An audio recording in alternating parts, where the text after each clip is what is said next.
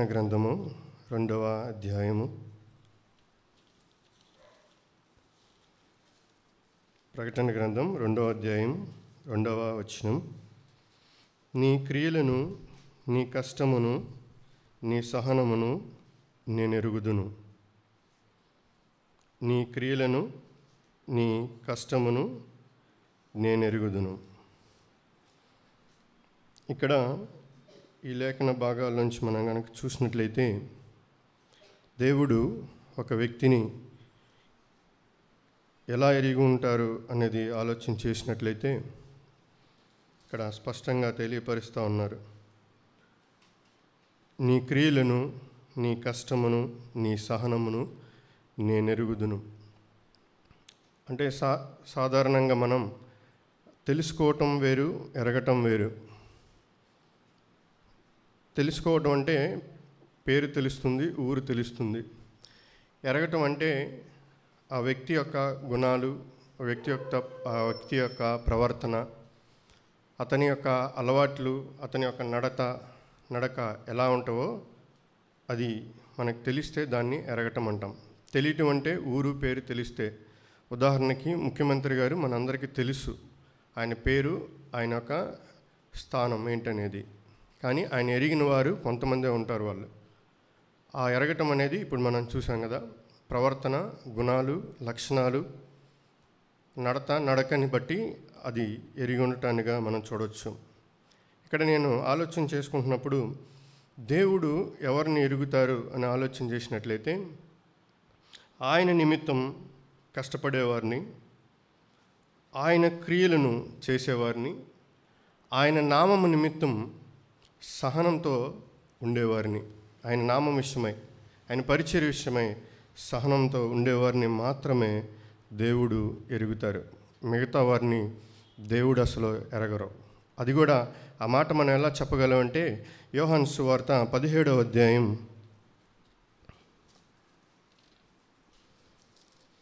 17వ అధ్యాయము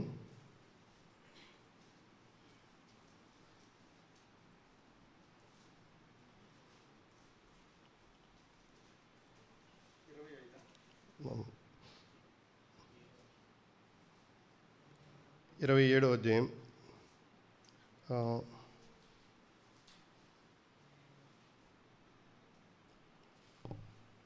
10:27 నుంచి నేను చదువుతున్నానండి. శాంతి మీకు అనుగ్రహించి వెళ్ళుచున్నాను, నా శాంతిని మీకు అనుగ్రహించుచున్నాను. లోకం ఇచ్చినట్లుగా నేను మీకు అనుగ్రహించట్లేదు. మీ హృదయములను కలవరపడనీకుడి, వెరవనీకుడి. నేను వెళ్ళి మీ వద్ద 17వ అధ్యాయం యోహాను సువార్త 17వ అధ్యాయం 7వ వచనమండి. నీవు నాకు అనుగ్రహించిన మాటలు నేను వారికి ఇచ్చి ఉన్నాను. వారు ఆ మాటలను అంగీకరించి, నేను నీ వద్ద నుండి బయలుదేరి వచ్చినని నిజంగా ఎరిగి, నీవు నన్ను పంపితువని నమ్మిరి గనుక నీవు నాకు అనుగ్రహించినవన్నీ నీ వలనే కలిగినవని వారు ఇప్పుడు ఎరిగి ఉన్నారు. నేను వారి కొరకు ప్రార్థన చేయుచున్నాను, లోకము కొరకు ప్రార్థన చేయట్లేదు. ఎవరైతే ఇక్కడ మనం చూసినట్లయితే ఆయన ఎరిగిన వారు, ఆయన మాటను విన్నవారు, ఆ మాట చొప్పున నడుచుకునేవారిని మాత్రమే దేవుడు ఎరిగినవారుగా మనం ఇక్కడ చూడగలుగుతా ఉన్నాం. ఆయన మాటను ఎరిగినవారు, దేవుడు ఆయనకు అనుగ్రహించిన వారు ఆయన మాటను ఎరుగుతారు. వారిని మాత్రమే నేను ఎరిగి ఉన్నానని ఇక్కడ తెలియపరుస్తూ ఉన్నారు. అదే మాట యోహాను సువార్త 14వ అధ్యాయంలో చూసినట్లయితే, అక్కడ యోహాను సువార్త 10వ అధ్యాయము, నా గొర్రెలు నా స్వరం వినును, అవి నన్ను వెంబడించును. ఇక్కడ వాటిని నేను ఎరుగుదును అని తెలియపరుస్తూ ఉన్నారు. 15వ అధ్యాయం 15వ వచనం, 10వ అధ్యాయం 15వ వచనం. తండ్రి నన్ను ఎలాగో ఎరుగునో నేను తండ్రిని ఎలాగో ఎరుగుదునో అలాగే నేను నా గొర్రెలను ఎరుగుదును.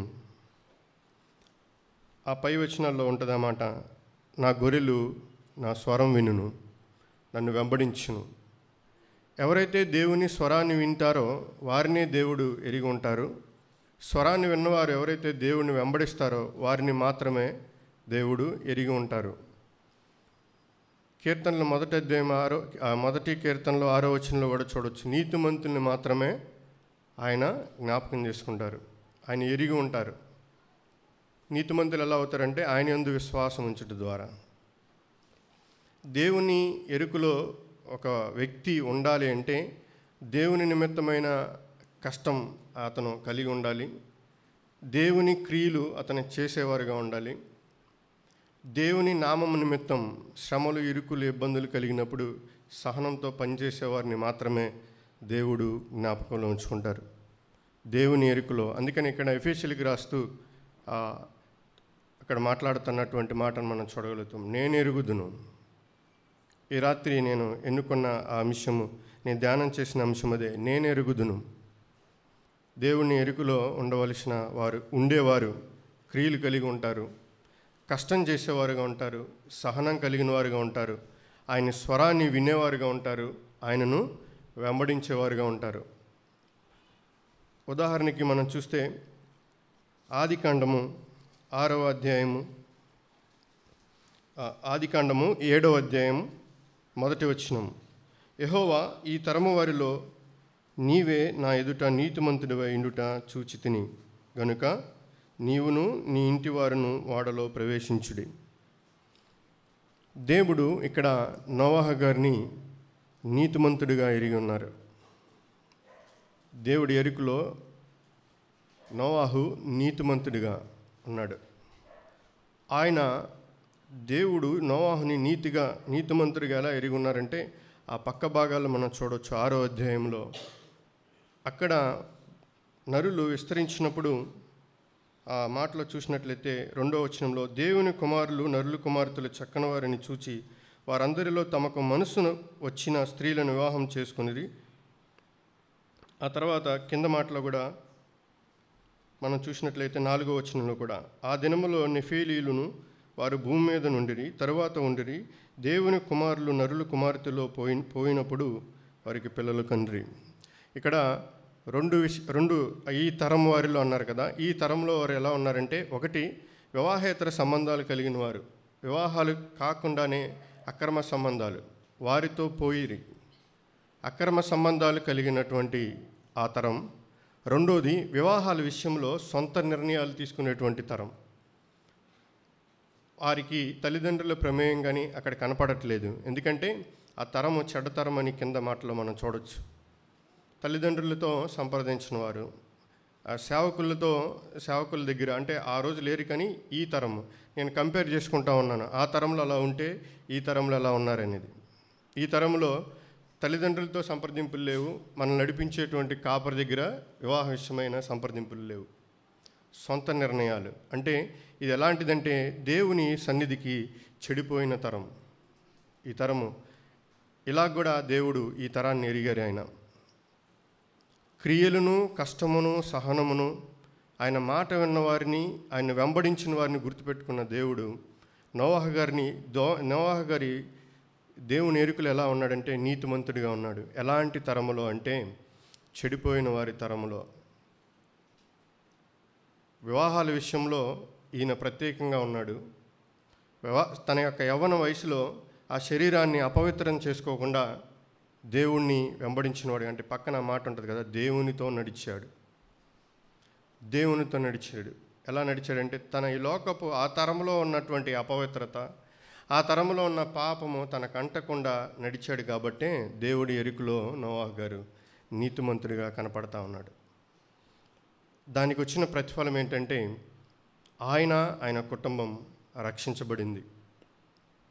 ఎవరైతే దేవుని ఎరుకలో నీతిమంతులుగా కనబడతామో, ఎవరైతే దేవుని మాటకి విధేయత చూపుతారో, ఈ 6వ అధ్యాయం అంతా కూడా చూడొచ్చు.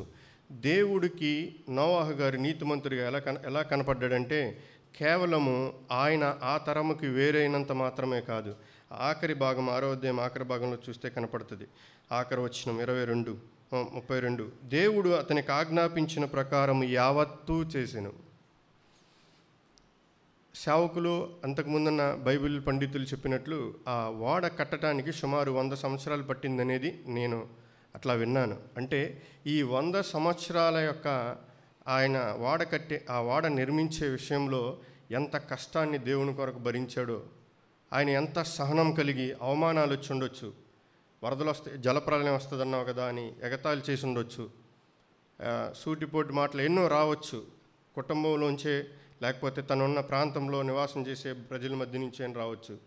కానీ ఆ దేవుని నిమిత్తమైన క్రియ మొదలుపెట్టాడు.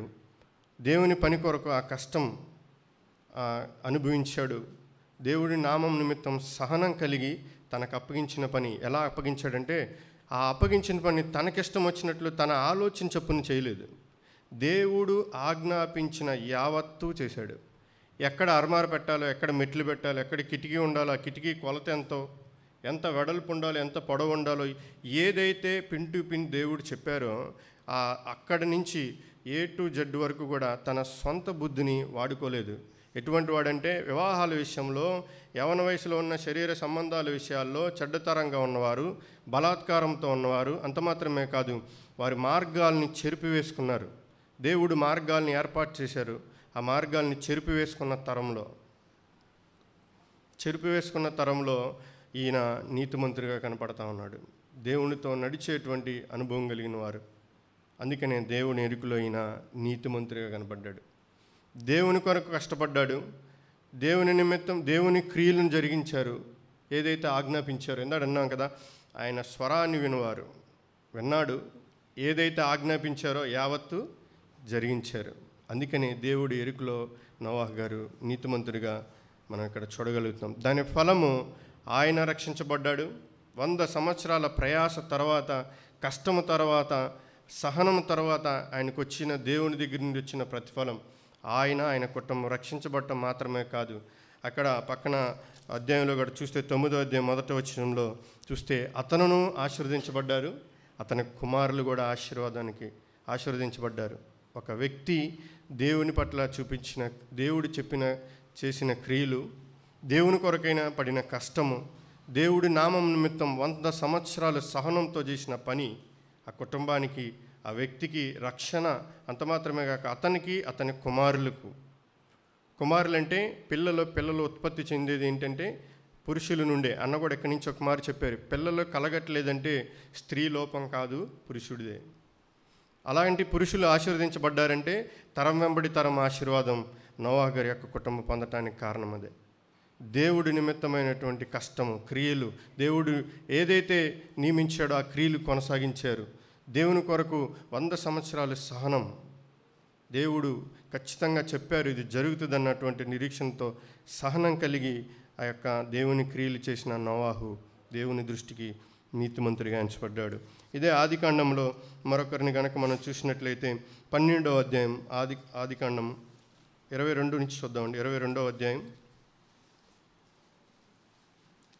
12వ వచనం అండి. 22వ అధ్యాయము 12వ వచనం. అప్పుడు ఆయన, ఆ చిన్నవాని మీద చెయ్యి వేయకుము, అతనినేమియూ చేయకుము, నీకు ఒక్కడైనా నీ కుమారుని నాకు ఇయ్య వెనుతీయలేదు గనుక నీవు దేవునికి భయపడువాడు అని ఇందువలన నాకు కనబడుచున్నది. మరొక భక్తుడిని ఇక్కడ మనం చూసినట్లయితే దేవుని ఎరుకలో అబ్రహాం గారు భయం కలిగిన వాడిగా కనపడతా ఉన్నాడు. దేవుని ఎరుకలో అబ్రహాం గారు భయం కలిగిన వాడిగా. ఎలాగా ఈయన భయం ఎలా చెప్పగలం అని మనం ఆలోచన చేసినట్లయితే ఆ పై వచనాల్లో మనం చూడవచ్చు. ఆ పై మాటలో 22వ అధ్యాయము 3వ వచనం. తెల్లవారినప్పుడు అబ్రహాం లేచి తన గాడిదకు గంత కట్టి తన పనివారులిద్దరిని తన కుమారుడు ఇస్సాకును వెంటబెట్టుకుని దహన బలి కొరకు కట్టెలు చీల్చి లేచి దేవుడు తనతో చెప్పిన చోటుకు వెళ్ళినం. ఒక వ్యక్తి మరొక వ్యక్తికి భయపడుతున్నారంటే ఆ వ్యక్తి చెప్పింది చేసే క్రియలను బట్టి ఆ వ్యక్తి భయపడుతున్నాడో లేదో మనం చెప్పొచ్చు. ఒకటి, భయము అబ్రహాం గారిలో మనం చూడటానికి కారణం ఏదైతే ఎక్కడికైతే దేవుడు వెళ్ళమన్నాడో, ఏ పని అయితే చేయమన్నాడో ఆ దేవుని మాటకి భయపడి అబ్రహాం గారు తన కుమారుణ్ణి తీసుకుని వెళ్ళటం చూడగలుగుతాం. ఇక్కడ దేవుని ఎరుకలో అబ్రహాం గారు భయం కలిగిన వారుగా దేవుడు చూశారు. అంత మాత్రమే కాదు, ఆయన మనం ఇంకా ఆ ఆలోచనలు మనం చూసినట్లయితే అదే అధ్యాయంలో ఇందాక మూడో వచనంలోనే, తెల్లవారినప్పుడు అబ్రహాం లేచి తన గాడిదకు గంత కట్టి తన పనివారులిద్దరిని తన కుమారుడు ఇస్సాకును వెంటబెట్టుకొని దహన బలి కొరకు కట్టెలు చీల్చి అనే మాట మనం జ్ఞాపకం చేసుకోవాలి. అబ్రహాం గారు రాజుగా ఉన్న ఆయన దగ్గర అనేక మంది పని వాళ్ళు ఉంటారు. కానీ దేవుడు ఆజ్ఞాపించిన పని విషయంలో తను తాను ప్రత్యేకపరుచుకున్నాడు. దేవుని పని కొరకు ప్రత్యేకపరుచుకున్నాడు. నేను కూడా చాలా సందర్భాల్లో ఏదైనా ఒక పని మనకు సేవకుల ద్వారా ఎక్కడి నుంచి మనం తెలియపరిచినప్పుడు వాళ్ళకి అప్పగించండి, వీళ్ళకి చెప్పండి అంటాం. కానీ అబ్రహాం గారు ఆ ప్రవర్తన కాదు. ఆజ్ఞాపించిన పనిని తనకున్న కింద ఉన్న పనివారికి పాస్ చేయొచ్చు, ఆ మాటని వేరే వాళ్ళకి చెప్పొచ్చు, ఆ పని చేసి రండి అని. కాదు, దేవుడికి భయపడి వారు తమకు ఏ పనినైతే అప్పగించారో ఆ పనిలో బాధ్యతగా తామే నిర్వర్తిస్తారు. ఒక రాజు కట్టెలు చీల్చేటి పని చేస్తున్నాడంటే దేవునికి ఎంత భయపడుతున్నాడండి. దేవుని పనికై తను తాను ప్రత్యేకపరుచుకున్నవాడిగా పని వాళ్ళ నుండి వేరయ్యాడు. ఏ పని అసలు కట్టెలు చీల్చమని దేవుడు అప్పగించలే, కానీ ఆజ్ఞాపించింది బలిమ్మని మాత్రమే. కానీ దేవుడు, అబ్రహాం గారు దేవునికి భయపడేవాడిగా ఎలా కనపడుతుందంటే దేవుడు ఆజ్ఞాపించిన పని విషయమై తను తాను ప్రత్యేకపరుచుకున్నారు. నేను ఈ మాటలో ఆలోచన చేస్తున్నప్పుడు, నాకు సేవకుడు దేవుని పని అప్పగించినప్పుడు నేను ప్రత్యేకపరుచుకుంటున్నాను ఆ పని కోసం అనేది ఆలోచన చేసుకున్నాను. ఈ వాక్య ధ్యానం అంతా నేను చేసుకుంటా ఉన్నప్పుడు నాలో లోపాలు కోకొల్లలుగా కనపడతా ఉన్నాయి. దేవుని పని కొరకు నేను సంఘంలో నియమించబడినటువంటి పని కొరకు నన్ను నేను ప్రత్యేకపరుచుకున్నానా? పరుచుకోలేకపోతే దేవుడి భయం నాలో లేదు. నేను దేవుని ఎరుకలో భయం లేని వాడిని, దేవునికి భయపడిన వాడిని అయితే, ఏదైతే దేవుడు నేరుగా ఇప్పుడు మాట్లాడేటువంటి పరిస్థితి లేదు కాబట్టి సేవకుల ద్వారా నియమించబడిన పనిని నేను ఆ పని చేయటానికి నన్ను నేను ప్రత్యేకపరుచుకుంటున్నానా, ఇంకొకరు ఉంటారని నెపం వేసుకుంటున్నానా, వారెవరో చేస్తారని నేను వెళ్తున్నానా అనేది నేను ఇక్కడ ఆలోచన చేసుకున్నాను. ఇది రెండో మాటగా నేను చూశాను. మూడో మాటగా మనం చూసినట్లయితే అదే 22:9-10 నుంచి కూడా చూడొచ్చు. దేవుడు ఆజ్ఞాపించిన వాటిలో దేవుడు అతనితో చెప్పిన చోటికి వచ్చినప్పుడు అబ్రహాము అక్కడ బలిపీఠమును కట్టి కట్టెలు చక్కగా పేర్చి తన కుమారుడు ఇస్సాకును బంధించి ఆ పీఠము పైన కట్టెల మీద ఉంచెను. చాలండి. ఇక్కడ చూసినట్లయితే నోవాహు గారు ఏ రీతిగా దేవుడు ఆజ్ఞాపించిన యావత్తు ఎలాగైతే ఆ నోవాహు గారు చేశారో, ఇక్కడ కూడా అదే దేవుని చెప్పిన పనిని నెరవేర్చేటువంటి స్వభావం. మధ్యలో వదిలేసేవాళ్ళు కాదు, ప్రారంభించి 2-3 రోజులు దినాలు గడిపి ఆపేసేవాళ్ళు కాదు. పరిచర్యకు కావలసిన వాళ్ళు దేవుని ఎరుకలో ఉండేవారు. ఏ పని అయితే దేవుడు అప్పగించారో అది సంపూర్ణంగా నెరవేర్చేవానిగా దేవుడి ఎరుకలో అబ్రహాం గారు ఉన్నారు. ఆ మాటని మనం ఇక్కడ చూడగలుగుతున్నాం. ఇవన్నీ నేను సెల్ఫ్ ఎగ్జామ్ చేసుకున్న ధ్యానం నేను పంచుకుంటున్నాను తప్ప వాక్యాన్ని పంచుకునేటువంటి స్థితి అంత స్థాయి నాకు లేదండి. నేను ధ్యానం చేసుకుంటున్నప్పుడు నాలో లోపాలు ఇవి కనపడతా ఉన్నాయి.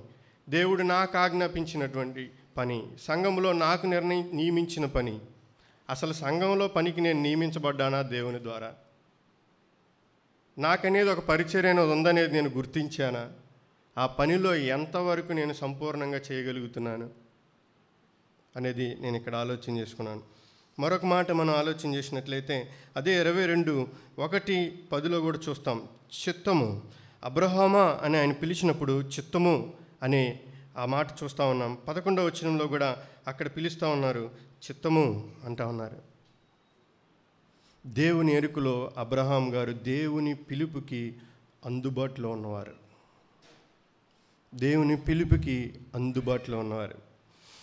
నేను గమనించినప్పుడు నాతో ఉన్నవారు, పేర్లు నేను చెప్పవసరం లేదండి, నాకు అంత అవసరం లేదు.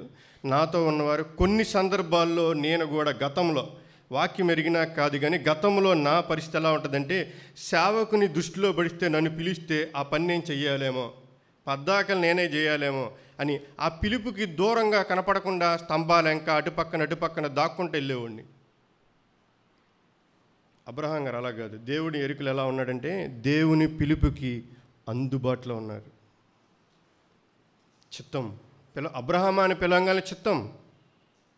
కానీ నేను చెప్పినప్పుడు ఇక్కడ నన్ను బట్టి నేను ఆలోచన చేసుకుంటే అసలు పిలిస్తేనే శల్యరం వచ్చి అతను ఏం పని చెబుతారో అని, పిలిస్తే ఈ భారం నా మీద పడిద్దేమో నా భయం, ఈ పిలిస్తే నా కుటుంబ పనులన్నీ ఆగిపోతాయేమో భయం, ఈ పిలుపు నాకు వినపడి ఫోన్ రాగాలి ఫోన్ మోగుతుంటే వామ్మో నా పనులన్నీ వెనకబెట్టుకోవాలి, నా ప్రాధాన్యతలన్నీ పోతాయి, నా ప్రాముఖ్యతలన్నీ పోతాయి.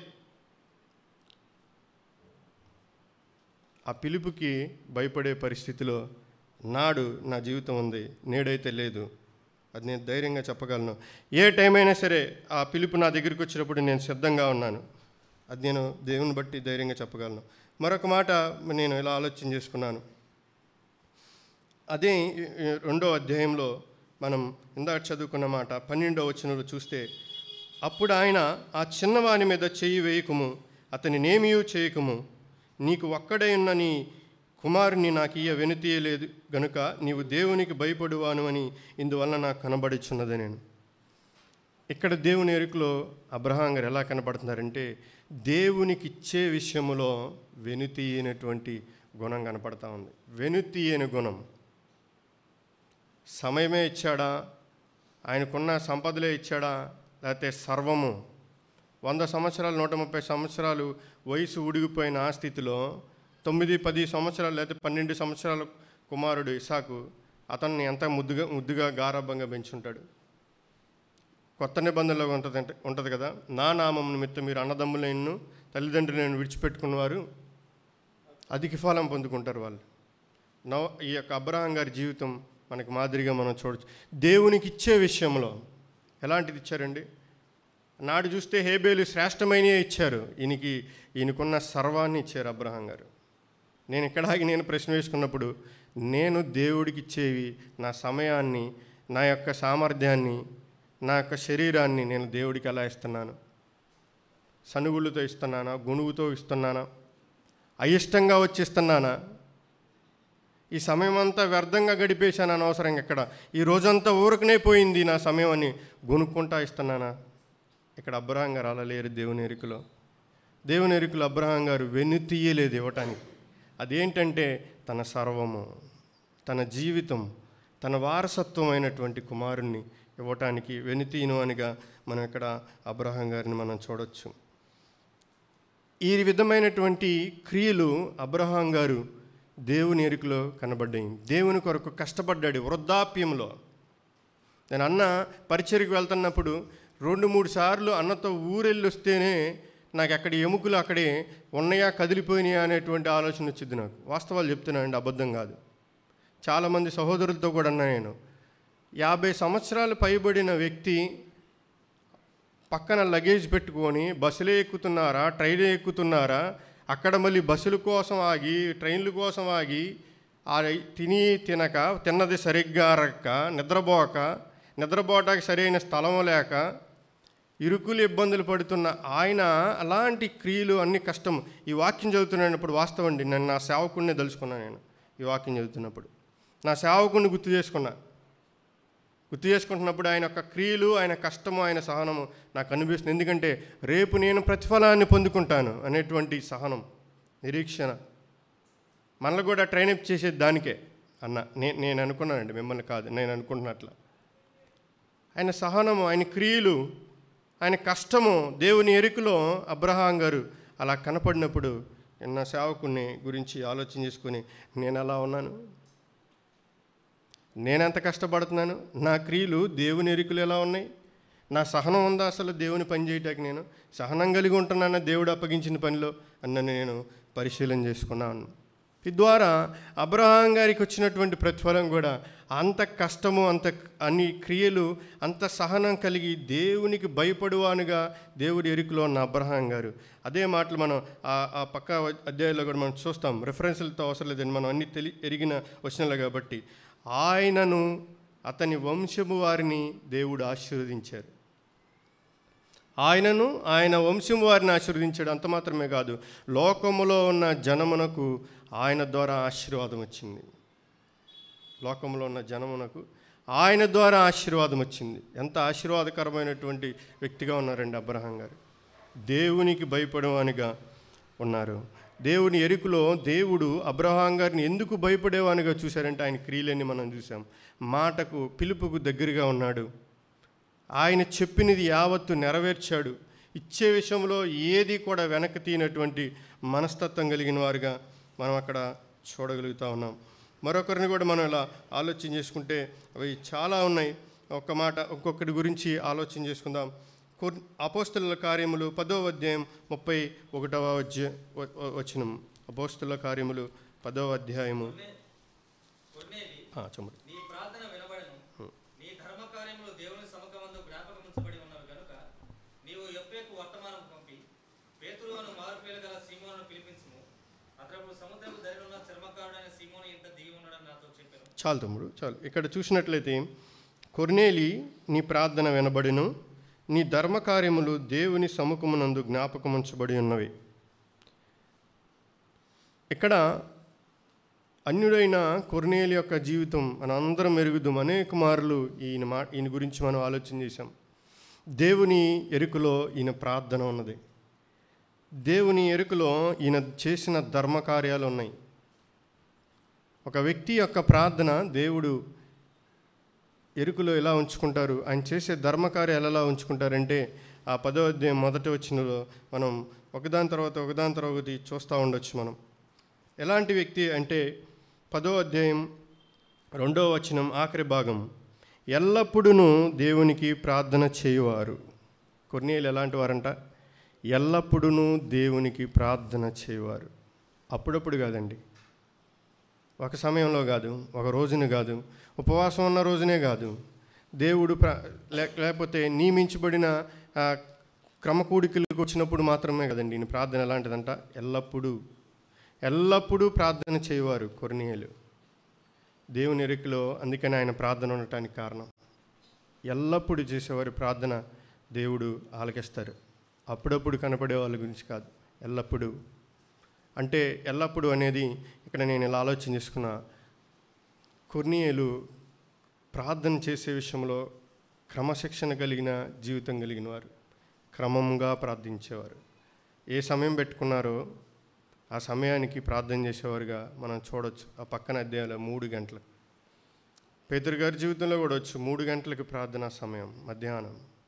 మరి తెల్లవారుజాము ఏ టైమో, సాయంత్రం ఏ టైమో, రాత్రి ఏ టైమో తెలియదు, కానీ ఒక క్రమం, ప్రార్థనా జీవితంలో ఒక క్రమశిక్షణ కలిగిన కొర్నేలుగా ఈయన మనం చూడగలుగుతున్నాం. రెండో మాట చూసినట్లయితే అదే 10వ అధ్యాయంలో చూస్తే ఆ 2వ వచనంలో, అతడు తన ఇంటి వారందరితో కూడా దేవుని యందు భయభక్తులు కలిగిన వారే ఉండి. వ్యక్తిగతంగా కొర్నేలు దేవునికి భయం కలిగిన, దేవుడి ఎడల భయం కలిగిన వాడు. తన కుటుంబాన్ని కూడా దేవుని భయభక్తుల్లోంచి నడిపించినవాడు.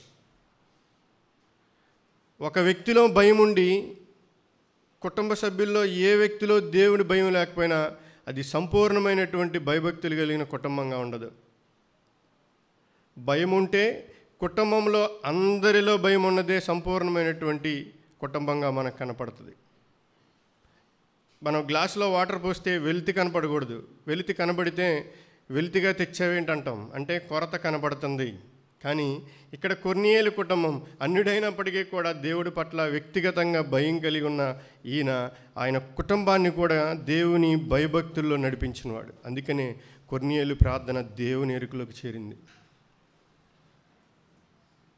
నేను నా కుటుంబం గురించి కూడా ఇక్కడ ఆలోచన చేసుకుంటా ఉన్నాను.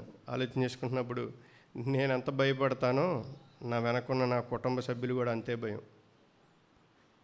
నేను 10% భయపడితే నాకు పుట్టినోళ్ళు 1% భయపడతారు. నేను 100% దేవుని యందు భయభక్తులు కలిగి ఉంటే నా కుటుంబం అంతా కూడా 100% భయభక్తులు కలిగి ఉంటుంది. నాలో 10% భయం ఉండి నా కుటుంబం అంతా 100% భయపడాలంటే ఎట్లా? కాదు కదా. కానీ కొర్నేలు కుటుంబం అలా కాదు. ఆయన వ్యక్తిగతంగా దేవుని యందు భయం కలిగిన వారు, ఆ కుటుంబస్తులందరినీ కూడా భయభక్తుల్లో, దేవుని భయభక్తుల్లో నడిపించిన వారిగా ఇక్కడ మనం చూడగలుగుతూ ఉన్నాం. దేవునికి మాత్రమే భయపడేవారుగా మనం అక్కడ చూస్తూ ఉంటాం. మనం ఏం భయం ఉండొచ్చు నాకు తెలిసి, ప్రార్థన చేయట్లేదేమో, పిల్లల్ని గద్దించుంటాడు. ప్రార్థనా సమయంలో ఆటకాయితనంగా తిరుగుతున్నారేమో, గద్దించుంటారు. ప్రార్థన చేయకుండా దేవుడికి ఇవ్వాల్సిన విలువనివ్వకుండా ఇష్టానుసారమైనటువంటి జీవితాలు జీవిస్తున్నప్పుడు భార్యనైనా తన కుటుంబస్తులనైనా గద్దించుంటాడేమో. భయపడండి దేవునికని. అలా భయభక్తుల్లో పెంచారని నేను ఆలోచన చేసుకున్నప్పుడు కొర్నేలి యొక్క భయాన్ని బట్టి నేను నిలువెల్లా సిగ్గుపడ్డాను. చదువుతుంటే సిగ్గుపడ్డా నేను. నా జీవితం అండి, అలాంటి జీవితం నాది. రెండో మాట మనం చూసినట్లయితే అక్కడ ఇందక్కడ మనం చదువుకున్న మాటల్లోనే 10వ అధ్యాయం చూస్తే కొర్నేలు 4వ వచనంలో నీ ప్రార్థనలు నీ ధర్మకార్యములు దేవుని సన్నిధికి జ్ఞాపకార్థముగా చేరినవి. మరలా ఈ అధ్యాయంలో 2 మార్లు ఈ మాట జ్ఞాపకం చేస్తుంది. ధర్మకార్యములు లేని వారికి, అవసరతల్లో ఉన్న వారికి ధర్మాన్ని చేసేటువంటి వ్యక్తిగా దేవుడి ఎరికలో ఉన్నాడు ఈయన. దేవుని ఎరికలో ఇవన్నీ ధర్మం చేయమని చెప్పింది ఎవరండి? పేదలకు అప్పించువారు, యెహోవాకే అప్పించువారు. ఈ అన్యుడికి ఈ మాటలు చెప్పింది ఎవరండి? ఎవరు చెప్పుంటారు? ఆయన దేవుడి ఎడల భయభక్తులు కలిగిన వాళ్ళకి ఒకరు చెప్పవసరలా. ఆయన లక్షణాలు క్రమంగా మనలోకి వచ్చేస్తూ ఉంటాయి. నేను ఇక్కడ ఆలోచన చేసినప్పుడు నా చెయ్యి నా సంఘంలో ఉన్న పేదవారికి ఎంతమందికి చేయి చేసిందో, ఎంతమంది విధవరాండ్రికి నేను చేయి చేసిచ్చానో, ఇది కూడా నా సేవకుడే నాకు మాదిరి. నేను పొగడతలేదండి. నా జీవితంలో నా సేవకుడిని గురిగా పెట్టుకున్నాను. ఆయన జీవితంలో ఆయన చేసినటువంటి కార్యాలు నేను ఈరోజు పంచుకుంటున్నాను. లేనివి చెప్పట్లా, పొగడతలకి చెప్పట్లా, ఉన్న విషయాలు చెప్తున్నా. నేను చూసినవి చెప్తున్నా. చూసిన వాటిని, విన్న వాటిని, ఉన్న వాటిని చెప్పాలి కదా. దాన్ని కూడా నేనే మాదిరి పెట్టుకున్నా. ఏ విధవరాండ్రికి నేను చేయి చాచిచ్చాను, ఏ అనాథ బిడ్డలకి నా చేయి చాచి నేను ధర్మం చేశాను, ఏ పేదవారిని ఆదుకున్నాను అని నేను ప్రశ్నించుకున్నాను. నా బిడ్డలకు కూడా చెప్తా, మీ దగ్గర ఉన్న 100 రూపాయలు ఉంటే 10 రూపాయలు తినండి, మిగతా రూపాయలు ఎవరికైనా ఇవ్వండి, ఒక్కరే తినమాకండి. నడవండి, నడవకపోనండి, అది తర్వాత విషయం. నేను నడిపించాల్సిన బాధ్యత నాది కాబట్టి. ధర్మం చేసేటువంటి విషయం, మనం ధర్మం చేయటానికి చాలా సందర్భాల్లో నాకు ఇక్కడున్న ఆలోచన ఏంటంటే, అనేక మార్లు నేను తడబడుతూ ఉండేవాడిని. ఏంటంటే, క్రైస్తవులుగా ఉన్న మనం కూడా పేదవారికి సహాయం చేయటం మంచిదే, కానీ దేవుడు అంటున్నాడు మొదటగా నీ ఇంటిని సరి చేసుకో. ఇల్లు అంటే నేను ఉండే సొంత ఇల్లు కాదండి. ఇల్లు అంటే మన సంఘము. సంఘములో అనేకులు పేదవారు ఉన్నారు, రోజు గడవని వాళ్ళు ఉన్నారు, ఫీజులు కట్టుకోలేని వాళ్ళు ఉన్నారు బోల్డ్ మంది. ఎంతమందికి మనం చేయి చాచుంటాం? మన ధర్మకార్యాలు దేవుని ఎరుకలో ఉన్నాయా అనేది నేను ఆలోచన చేసుకున్నాను. తర్వాత మాట ఆలోచన చేసినట్లయితే ఆ కింద అదే 10వ అధ్యాయం 7వ వచనంలో మనం చూసినట్లయితే అతనితో మాట్లాడిన దూత వెళ్ళిన పిమ్మట అతడు తన ఇంటి పనివారిలో ఇద్దరిని తన యొద్ద ఎల్లప్పుడూ కనిపెట్టుకొని ఉండు వారిలో భక్తి పరులకు ఒక సైనికుని పిలిచి వారికి సంగతులన్నీ వివరించి వారిని యొప్పేకు పంపెను. చాలు తమ్ముడు. ఇక్కడ చూస్తే సైనికులలో ఒక ఉండువారిలో భక్తిపరుడు. ఈయన మాత్రమే భక్తి లేదు, ఈయన కింద పనిచేసేవారిని కూడా దేవునికి భక్తులుగా మార్చినటువంటి స్థితిని మనం చూడగలుగుతాం. ఈయన ఒక్కడే, నాకొక్కడికే భక్తి ఉంటే చాలు, నేను ఒక్కడనే భక్తిపరుడిని అయితే చాలు అనుకోవట్లా. ఈయన కుటుంబస్తులు మాత్రమే భక్తిపరులు ఉంటే చాలు అనుకోవట్లా. ఇతని కింద ఏ ఉద్యోగం అయితే కొర్నేలు పనిచేస్తూ ఉన్నారో ఆయన కింద పనిచేసేవారిని కూడా భక్తిలో నడిపించిన వాడుగా కనపడతా ఉన్నాడు. అది ఆ మాట మనం చూడొచ్చు ఇక్కడ. అదే మాట 10వ అధ్యాయము 22లో కూడా చూడొచ్చు. 10వ అధ్యాయం 22. నీతిమంతుడును దేవునికి భయపడేవాడును యూదా జనులందరి వలన మంచి పేరు పొందిన వాడునైన శతాధిపతి కొర్నేలి అని ఒక మనుషుడు ఉన్నాడు. అతడు నిన్ను తన ఇంటికి పిలువనంపించి నీవు చెప్పు మాటలు వినవలనని పరిశుద్ధ దూత వలన బోధింపబడినని చెప్పిరి. అప్పుడు అతడు వారిని లోపలికి పిలిచి ఆతిథ్యం ఇచ్చాడు. చాలు తమ్ముడు. ఇక్కడ చూసినట్లయితే తన కింద వారు పనిచేసేవారు, వారు అని ఉంది కదా, వారు చెప్తా ఉన్నారు పేతురు గారికి. ఎలా చెప్తున్నారంటే ఆ మాట, అందుకు వారు నీతిమంతుడును దేవునికి భయపడువారును యూదా జనులందరి వలన మంచి పేరు పొందినవారు. అంటే తన కింద వారి దగ్గర మంచి సాక్ష్యం కలిగినటువంటి కొర్నేలి. తన కింద పనిచేసేవారు ఆ శతాధిపతి అయిన కొర్నేలి గురించి సేవకుని దగ్గర ఇస్తున్న సాక్ష్యం. నీతిమంతుడు, మంచి పేరు కలిగిన వారు అన్నప్పుడు నేను ఇక్కడ ఆగినప్పుడు నేను ఆలోచన చేసుకున్నా, నా కుటుంబం నా గురించి ఏం సాక్ష్యం ఇస్తుందో, నాతో సహవాసం చేసేవారు నా గురించి ఏం సాక్ష్యం ఇస్తున్నారో. వాడు ఇలా ఉంటాడు కానీ అతను నోరు తెరిస్తే ఉంటుందయ్యా, సంఘంలో ఇలా ఉంటాడు కానీ అతను బయటకు వచ్చే క్రియలు ఉంటాయ్యా, పంపుల దగ్గర పోట్లాడేటప్పుడు నోరు ఉంటుందయ్యా, కూరగాయల దగ్గర బేరం ఆడేటప్పుడు ఉంటుందయ్యా వాళ్ళ నోరు అని మనతో ఉన్నవారు ఏ విధమైన సాక్ష్యాన్ని ఇస్తున్నారో తెలియదు. కానీ నన్ను నేనైతే ఇక్కడ ఆలోచన చేసుకున్నా, కొర్నేలి కింద పనిచేసేవారు అతను నీతిమంతుడు, దేవుని ఎడల భయభక్తులు కలిగిన వారని సాక్ష్యం ఇస్తూ ఉన్నారు ఇక్కడ. అందుకనే దేవుడి ఎరుకలో కొర్నేలి ప్రార్థన చేరటానికి కారణం. మరొక మాట మనం ఆలోచన చేసినట్లయితే అదే వచనంలో చూస్తే 10వ అధ్యాయము 31వ వచనం నుంచి నేను చదువుతున్నానండి. కొర్నేలి, నీ ప్రార్థన వినబడెను, నీ ధర్మకార్యములు దేవుని సముఖమునందు జ్ఞాపకం ఉంచబడి ఉన్నవి గనుక నీవు యొప్పేకు వర్తమానము పంపి పేతురు అను మారుపేరు గల సీమోనును పిలిపించుము. అతడు సముద్రపు దరినున్న చర్మకారుడైన సీమోను ఇంట దిగి ఉన్నాడని నాతో చెప్పెను.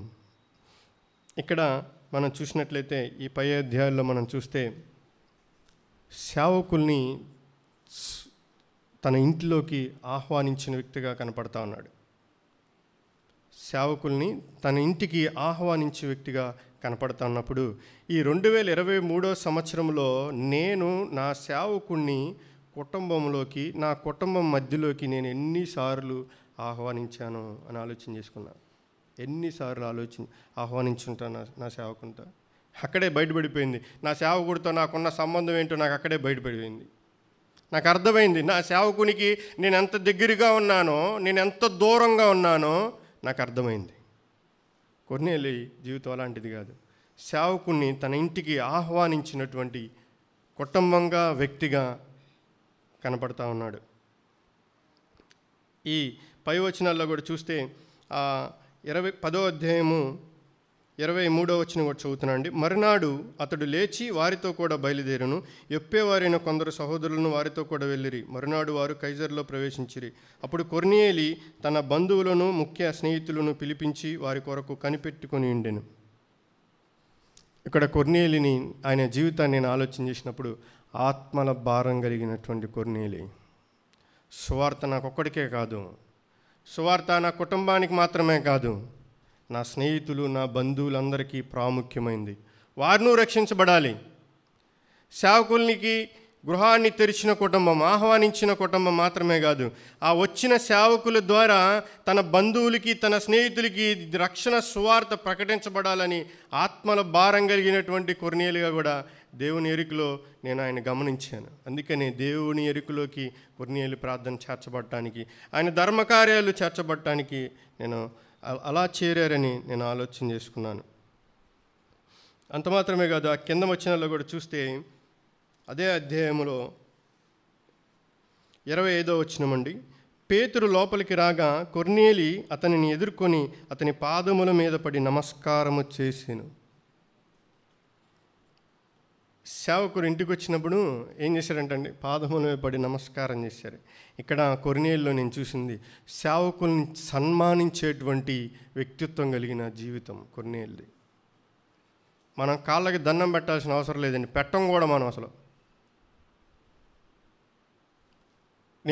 నన్ను నేను స్వపరీక్ష చేసుకుంటా, సొంతగా నేను ఆలోచిస్తున్నప్పుడు సంఘములో దేవుని భయం కరువుగా ఉన్నది, సేవకుడనే భయము కరువైపోయింది. ఎందుకంటే సేవకుడిని ఒక మనిషిగా చూస్తున్నాం మనం, ఒక వ్యక్తిగా, అతను సొంత పనులు చేసుకునే వ్యక్తిగా. ఏదో చెప్తున్నాడు కదా, అతను ఏదో చెప్తున్నాడు, మనం వినాలా అనేటువంటి ఆలోచన కలిగి ఉంటున్నాం. నేను గుర్తుంచుకోవాల్సిన బాగా లోపల పెట్టుకుంది ఒకటే, సేవకుడు దేవుని పని చేసేవారు. మనం చాలామంది తెలియక మా సేవకుడిని అంటాం. మనకి సేవకులు కాదు ఆయనలు, దేవుని సేవకులు, మనల్ని నడిపించే నాయకులు వాళ్ళు. దేవుని ద్వారా వాళ్ళకి ప్రేరేపణ నుండి దేవుడు తెలియపరిచిన విషయాల్ని మధ్యవర్తులుగా మనకి నడిపిస్తున్నప్పుడు ఆ సేవకుల్ని నేను ఎంత సన్మానిస్తున్నాను. కాళ్ళకి దండం పెట్టినంత పని మనం సన్మానిస్తే. ఆయన మాట వినటమే సన్మానం కదా, లోబట్టమే సన్మానించటం కదా, విధేయత చూపటమే సన్మానించటం కదా. నాలో కూడా అనేక మార్లు దేవుడు నా తప్పిదాలను బట్టి, నాలో ఉన్న పొగరబోత్తనం గర్వాన్ని బట్టి, నేను సేవకుని దగ్గర దురుసుగా ప్రవర్తించినప్పుడు, మృదువైన మాటలతో నన్ను ఆయన మాట్లాడినప్పుడు నొచ్చుకున్నా. నేను లోపల సిగ్గు లేకుండా దేవుని సేవకుల దగ్గర క్షమాపణ కోరుకున్నా. ఎదురు తిరిగేటప్పుడు లేని సిగ్గు, గర్వంతో మాట్లాడి లేని సిగ్గు, నా సేవకుని దగ్గరికి వెళ్ళి అన్నా నీ ఎదుటి నేను తప్పు చేశాను ఒప్పుకుంటాకి ఏంటని నన్ను నేను ప్రశ్నించుకొని వెళ్ళి నా సేవకుని దగ్గర నేను సమాధానపడ్డాను. ఇక్కడ కొర్నేలు సేవకుని సన్మానించే వ్యక్తిత్వం కలిగిన వాడిగా నేను చూస్తూ ఉన్నాను. సన్మానం అంటే దండలేసి దండం పెడతాం అనుకుంటాం మనం. మాట వెంటనే సేవకుని మాట వెంటనే సన్మానించటం, మాటకు విధేయత చూపటమే సన్మానించటం, చెప్పిన మాటని నెరవేర్చడమే సన్మానించటం. అనేక ఆటుపోట్లు నేను సేవకునికి భారాన్ని కూడా కలగజేశాను. నా వల్ల చాలా సందర్భాల్లో నన్ను నడిపించేటువంటి నాయకులు దుఃఖాన్ని కూడా కలిగి ఉన్నారు. బహిరంగంగా కూడా అన్న నీకు క్షమాపణ అడుగుతా ఉన్నాను. మరొక మారు జ్ఞాపకం వచ్చింది నాకు ఇది. అట్టివారిగా కొర్నేలు దేవుడి ఎరుకలో లేడు. అలాగా దీని యొక్క ప్రతిఫలం మనం గనక చూసినట్లయితే ఆ 10వ అధ్యాయం ఆఖరి భాగంలో 44వ వచనంలో చదువుతా ఉన్నాను. పేతురు ఈ మాటలు ఇంకా చెప్పుచుండగా అతని బోధ విన్న వారందరి మీదకి పరిశుద్ధాత్మ దిగిను. ఆత్మపూర్ణుగా మారారు, పరిశుద్ధాత్మతో నింపబడ్డారు.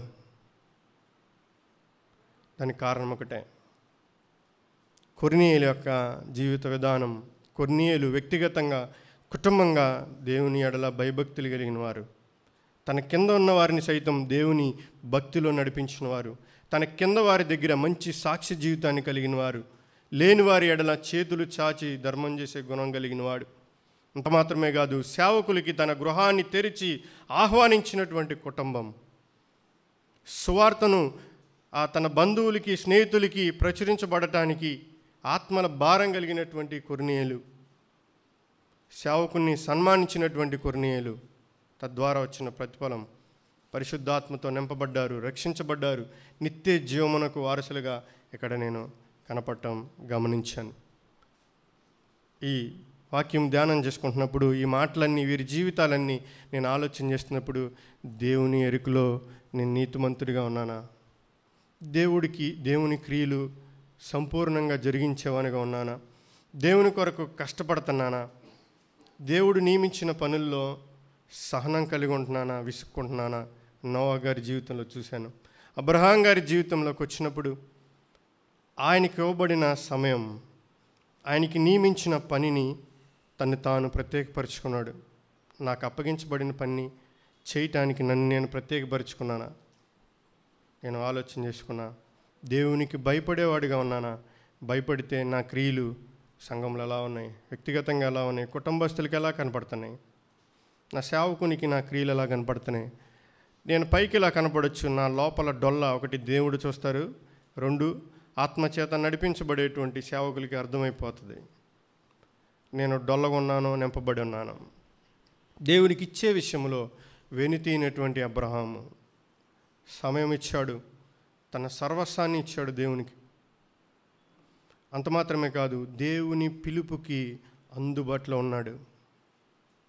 దేవుడు ఏ పని చెప్పాడో ఆ పనిని ప్రారంభించి ఆపలేదు, దానిని కొనసాగించి నెరవేర్చాడు, సమస్తమును జరిగించాడు. కొర్నేలు జీవితాన్ని చూసాం, అబ్రహాం గారి జీవితాన్ని చూసాం, నోవా గారి జీవితాన్ని చూసాం. నన్ను నేను చూసుకున్నాను. ఎన్నో కొరతలు, ఇంకా నేను నేర్చుకోవాల్సినవి ఎన్నో ఉన్నాయి. వాటి విషయంలో నేను కూడా బలంగా నిలబడటకు మీ ప్రార్థన సాయం కోరుతూ, విన్న మాటలు మన హృదయాల్లో దేవుడు ఫలించినట్లు పరిశుద్ధాత్ముడు సహాయం చేసి మనం నడిపించిన గాక. మీ అందరికీ నా వందనాలు.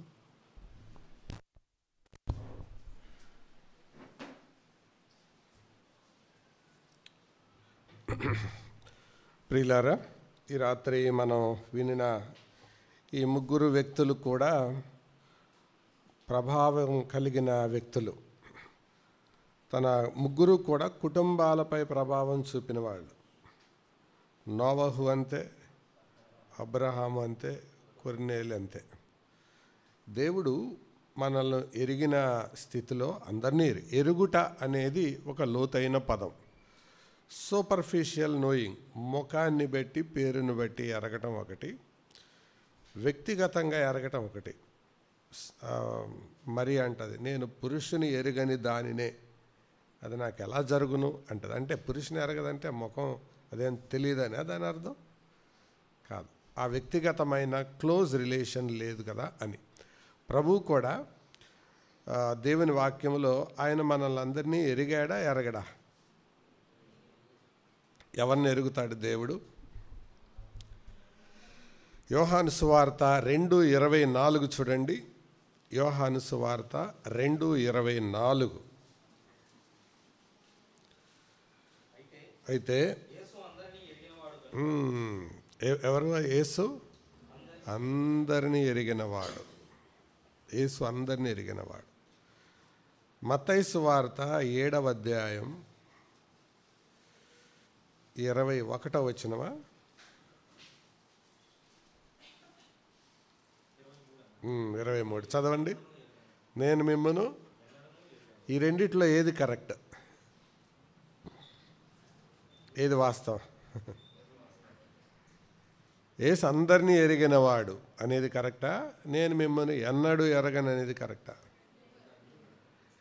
అందరినీ ఎరిగినవాడు అనేది ఏ రకంగా కరెక్ట్ అంటే, ఆదివారం మనం విన్నాం కదా, మనం పుట్టిన దగ్గర నుండి చనిపోబోయే లోపు మన ఈచ్ అండ్ ఎవ్రీథింగ్, మన నడక, మన పడక, మనం కూర్చుండుట, దావీదు అదే కదా అంటాడు, నేను కూర్చుండుట, నేను లేచుట. మనం అనుకుంటాం నేనేం మాట్లాడలేదు కదా నాకు తెలియదు అనుకుంటాం.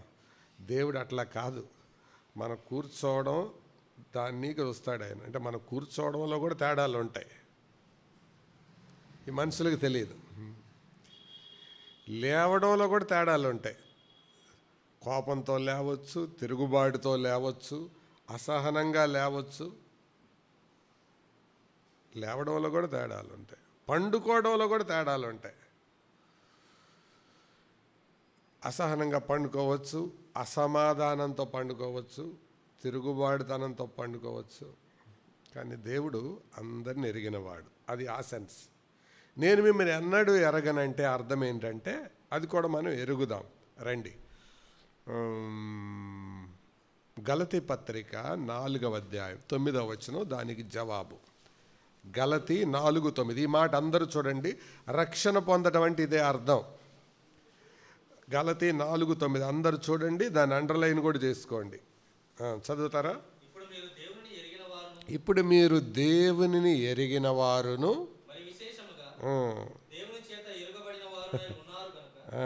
దేవుని చేత ఎరగబడిన వారునై ఉన్నారు. రక్షణ పొందడం అంటే మనం దేవుని ఎరగడం కాదు, చెప్పండి, దేవుడు మనల్ని ఎరగడం కూడా. అదే కదా ఆదివారం కూడా మనం విన్నాం. మనం నమ్మి బాప్తీసం పొందటం కాదు, దేవుని ఏర్పాటు కింద మనం ఉండడం. ఈ వైపు నుంచి వెళ్ళింది వాస్తవమే, ఆ వైపు నుంచి కూడా అది జరగాలి. ఈ రెండు కలిస్తేనే, రెండు చేతులు కలిస్తేనే చప్పట్లో, రెండు వైపులా కలిస్తేనే రక్షణ. నేను నమ్మాను, బాప్తీసం తీసుకున్నాను, ఫైన్. అట్నుంచి దేవుడు యాక్సెప్ట్ చేయాలి కదా. నా ఎద్దకు వచ్చేవాడిని ఎంత మాత్రం త్రోసివేయనన్నాడు. నిజమే, తోసివేయనంటే తోసివేయబడిన బతకూడదు కదా, గొర్రెలుగా స్వరాన్ని వినాలి కదా, అది అన్నమాట. కాబట్టి ఎరుగుట అనే దానికి అర్థం అది. ఇది మనం జ్ఞాపకం ఉంచుకుంటే, మనం ప్రతి సమయంలో దేవుడు నన్ను ఎరిగాడు, పూర్తిగా ఎరిగాడు అని మనం బ్రతికితే దాదాపు మన జీవితంలో పాపానికి, అవిధేయతకు, అపవిత్రతకు తావుండదు. మనం ఎప్పుడైనా పాపం చేస్తున్నాము అని అంటే అర్థము దేవుడు నన్ను చూడటం లేదు అనుకున్నప్పుడే చేస్తాం, దేవుడు నన్ను గమనించటం లేదు అనుకున్నప్పుడే చేస్తాం. ఆ మాట అనుకున్నప్పుడే మనం చేస్తాం. దావీదు అలాగే అనుకున్నాడు ఒక బలహీనమైన క్షణం. అందుకే అన్నాడు, నువ్వు నన్ను లక్ష్య పెట్టక, లక్ష్యము చేయక అన్నాడు. ఎప్పుడూ దేవుని గురించి ఆలోచించేవాడు ఆ ఒక్క సమయంలోనే లక్ష్య పెట్టలేదు, దేవుడు అదే పట్టుకున్నాడు. కాబట్టి సోదరులారా, సోదరీలారా, దేవుడు మనల్ని అందరినీ ఎరుగున్నాడు. దేన్ని బట్టి? మన స్వభావం, నైజం, మన విధానం అంతటిని బట్టి ఎరిగిన్నాడు. అదే సమయంలో ఆయనతో సంబంధం లేకపోతే ఒకరోజు ఆ మాట కూడా అంటాడు, ఏమని? నేను మిమ్మను ఐ నెవర్ నో యూ, మీరెవరో నాకు తెలియదు. ఈ మాట ఎప్పుడు అంటారు? పోట్లాట వచ్చినప్పుడు అంటారు, అసలు నువ్వెవరో పోరా అంటారు. అంటే ఎవరో పోరా, గంటసేపు మాట్లాడాక ఎవరో పోరా అంటే అర్థం ఏంటి? అంటే ఏదో సంబంధం బ్రేక్ అయిందన్నమాట. అది ప్రభు అన్న మాట, అది మీరెవరో నేను ఎరుగను, వెళ్ళిపోండి అన్నాడు. రక్షణ అంటే అర్థమైంది కదా, మనం ఎరగడం కాదు, దేవుడు కూడా మనల్ని ఎరగాలి. చివరికి ఒక ఉదాహరణ చెప్తాను. ప్రధాన యాజకుడు స్కెవ అని ఒక ఆయన ఉంటాడు అపోస్తల కార్యాల్లో. ఆ అపోస్తల కార్యాల్లో ఉన్న అతను దయ్యం పట్టిన వాళ్ళ కుమారులు దయ్యం పట్టిన అతన్ని విడిపించడానికి వెళ్తారు. వెళ్ళినప్పుడు ఆ దయ్యం ఒక మాట అంటుంది, పట్టినవాడు ఒక మాట అంటాడు, ఏమని? నేను యేసుని ఎరుగుదును, పౌలుని ఎరుగుదును, మీరెవర్రా? దాని గురించి ఏడబ్ల్యూ పింకా ఎవరో నాకు సరిగ్గా గుర్తులేదు, చాలా కాలం క్రితం చదివాను. నిజమైన విశ్వాసిని పరలోకం ఎరుగుతుందంట, పాతాళం కూడా ఎరుగుతుందంట. అంటే పాతాళం కూడా ఎరుగుతుంది. నోన్ ఇన్ హెల్ అని పెట్టాడు దానికి హెడ్డింగ్ ఆయన. పాతాళం కూడా ఎరిగిన వాళ్ళు, సాతాను కూడా ఎరిగిన వాళ్ళు. ఈ మధ్య దావూద్ ఇబ్రహీం అనే ఆయన విషయం ఇచ్చి చంపేశారా ఇంకా బతికున్నాడు? ఆయన బతికున్నాడా? హాస్పిటల్లో ఉన్నాడా? ఆయన ఎవరిచ్చారు, ఎవరు చేశారు అంటే అవతల వాళ్ళకి తెలుసు. ఏమని తెలుసు? ఇతను ఎక్కడుంటాడు, ఏం చేస్తాడని శత్రువులు కూడా పసిగడుతూ ఉంటారు. హమాస్ వాళ్ళు లీడర్స్ ఎక్కడ ఉంటారో ఇజ్రాయెల్ వాళ్ళకి తెలుసు, శత్రువులు కూడా పసిగడుతుంటారు. అలాగే మనం నిజమైన విశ్వాసులుగా జీవించేటప్పుడు సాతాను కూడా మన మీద దృష్టి పెట్టి ఉంటాడు. ఆయన సాతాను ఫ్రెండ్స్ అని వాడు ఏం చేయడు, కానీ సాతానుడు విశ్వాసులను కూడా ఎరుగుంటాడు.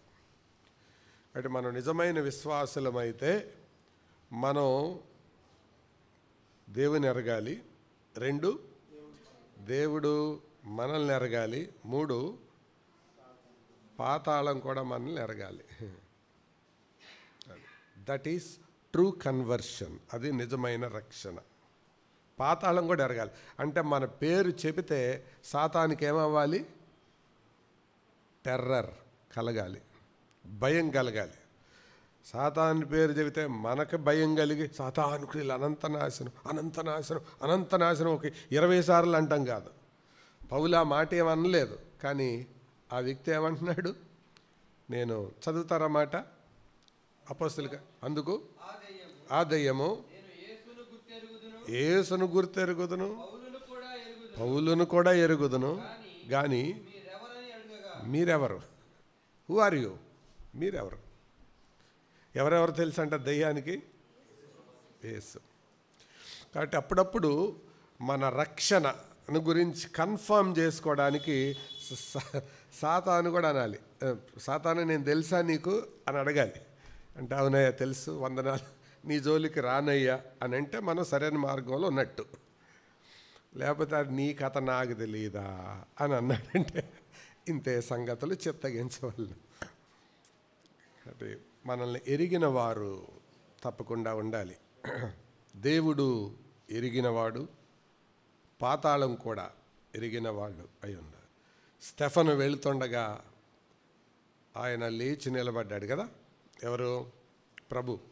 ప్రభు లేచి నిలబడితే దూతలు ఎట్లా ఉండి ఉంటారు? వాళ్ళు కూడా లేచి నిలబడతారు. అసలు ప్రభు యొక్క ఉద్దేశం అదే. సంఘాన్ని ఏర్పరచడంలో ఉద్దేశం ఏంటి? ఈ బండ మీద నా సంఘమును కట్టుదును, పాతాళలోక ద్వారములైనను దాని ఎదుట నిలువనేరం. అంటే సంఘం నడుస్తుంటే పాతాళం ఊగిపోవాలి. అది దేవుడు సంఘాన్ని ఏర్పరచడంలో ఉద్దేశం. పాతాళం మూవ్ అవ్వాలి, షేక్ అవ్వాలి. కానీ సంఘం అయిన మనం ఏం చేస్తున్నాం? సాతాన్ని బంధించు ప్రభా, బంధించు ప్రభా, బంధించు ప్రభా. ఇది మన ప్రార్థన. ఎందుకంటే సరిగా బ్రతకం కదా, అందుకు సాతాను అంటే భయం. కానీ యాకోబు ఏమన్నాడు? దేవునికి లోబడి ఉండడి, అపాదను ఎదిరించుడి, అప్పుడు వాడు పారిపోతాడు అనుందా? లేకపోతే వాడిని గద్దించుడు అనుందా? లోబడింది, ఎదిరించండి, పారిపోతాడు వాడే. ఇది మనం ఎరిగి ఉండాలి. కాబట్టి సోదరులారా, సోదరీలారా, మన క్రైస్తవ జీవితంలో ఈ లోతైన విషయాలను మనం గుర్తెరుగుదాం. అంటే దేవుడు మన సంగతి అంతా ఎరిగినవాడు. ఇన్ఫర్మేషన్ పరంగా ఆయన ఎప్పుడైనా మనల్ని ఎరగను అన్నాడంటే అర్థం ఏంటి? ఆయనతో మనకి సంబంధం లేనప్పుడు. రిలేషన్ పరంగా, ఇన్ఫర్మేషన్ పరంగా ఎరిగినవాడు. ఎరిగాడో ఎరగలేదనే తేల్చేదేంటి? రిలేషన్. అది మనం జ్ఞాపకం ఉంచుకొని ప్రభువుతో రిలేషన్లో బ్రతుకుదాం. రిలేషన్లో ఆయనతో మనం ఉంటే ఆయన నమ్మదగిన వాడు. ఈ రాత్రి మనల్ని మనం ప్రభువుకి అప్పగించుకుందాం. సంవత్సరం చివరిలో మనమే పరీక్షించుకుందాం. నోవహు వలె దేవుడు ఎరిగినట్లుగా బ్రతుకుతున్నానా? అబ్రహాము వలె దేవుడు ఎరిగినట్లుగా బ్రతుకుతున్నానా? కొర్నేలి వలె నా ప్రార్థన, నా కుటుంబం, నా భక్తి జీవితం దేవుని ఎదుట జ్ఞాపకార్థమైనదిగా ఉందా? తల వంచండి, ప్రార్థన చేసుకుందాం.